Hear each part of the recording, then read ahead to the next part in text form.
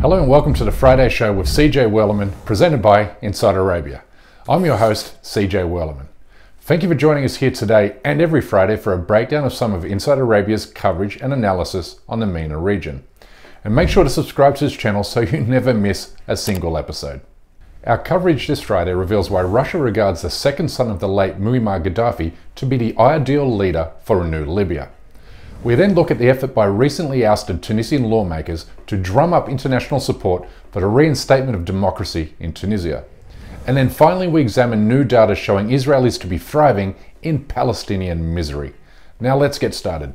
We start with Alessandro Bruno's analysis on the ever-shifting political sands in Libya, specifically in regard to how Russia views Saif al-Islam Gaddafi, the son of the assassinated dictator, to be the ideal replacement for the Libyan warlord General Khalifa Haftar, as rival various factions jostle for political control over the country. Bruno says Haftar's failure to take the capital Tripoli has tainted his political reputation, which is why Moscow is now turning towards Gaddafi to advance its strategic interests in the country and region. Remembering that as it stands, the Syrian port city of Tartus is Russia's only window into the Mediterranean. From Moscow's perspective, the well-educated Gaddafi, who earned a PhD from the London School of Economics, is the man to fulfill Russia's strategic aims. But Bruno cautions that while Gaddafi has championed democracy, human rights and genuine political reform, he has in more recent times presented himself as a leader who might benefit from Libyan nostalgia for the stability that existed during his father's regime. And to that end, Russia seeks a strong authoritarian leader in Libya, one fashioned in the image of Muammar Gaddafi, or Vladimir Putin, not one who orientates the African country towards the Western democratic hemisphere.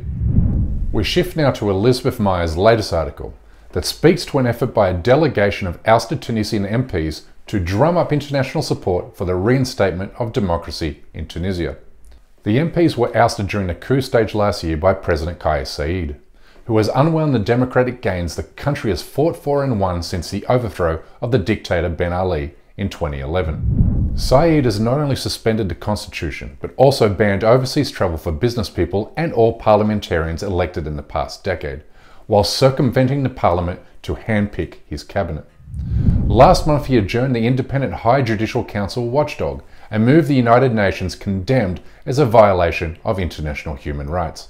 To maintain his grip on power, Saied has also jailed political opponents, critics, and even social media influencers.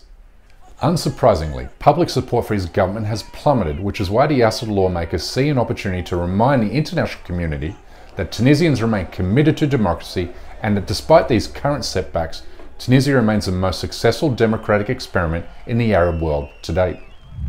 Finally, we come to my most recent article, which speaks to the UN's World Happiness Index for 2022, an annual report that measures and ranks 146 countries based on 6 major positive or negative determinants of happiness, including income, life expectancy, generosity, corruption, freedom, and social support. Now, if you're looking for hard data to show the Israelis and Palestinians inhabit two separate and competing realities, then this is the report you're looking for. You see, whereas Israel is ranked in 9th place and among the world's most economically and politically prosperous nations on the planet, such as Switzerland, Luxembourg, and Denmark, the Palestinians languish way back in 122nd and among countries bedeviled by war, genocide, and famine, including Myanmar, Iraq, and Yemen. But the crucial point is this: both sets of people not only live side by side, but also under the rule of the same government, the government of Israel. But whereas Israelis enjoy full protections under the law, with equal access to education, healthcare, housing, and voting as the next Jewish citizen, Palestinians live under a system of apartheid and military rule, as affirmed recently by B'Tselem, Human Rights Watch, and Amnesty International. For Palestinians, their unhappiness flows directly from colonial rule, which denies them the right to determine their own future and attain what every human being desires most: freedom from want and freedom from fear. You can find all 3 of these articles and more on InsideArabia.com. And make sure to follow Inside Arabia on Twitter, Facebook, and Instagram. And don't forget to subscribe to this channel. That's my time for today. This has been the Friday Show with CJ Werleman. Thank you for tuning in, and I'll see you next week, same day and same channel.